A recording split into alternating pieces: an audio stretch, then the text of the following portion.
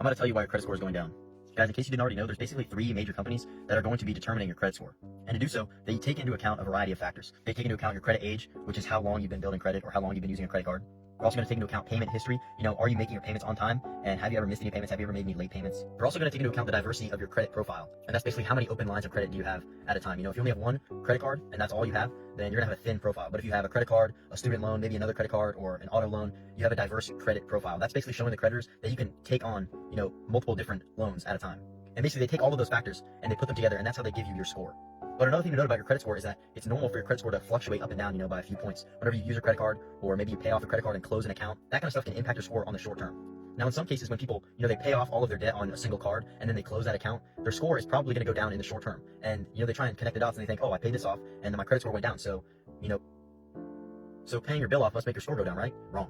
Guys, in these cases where people pay off their card and close an account, what they're doing is decreasing their credit age. When you close an account that you've had open for a long time, it is going to bring down your average credit age, and in the short term, your score is going to go down a little bit. But these changes are often temporary and really don't make a huge difference in your score.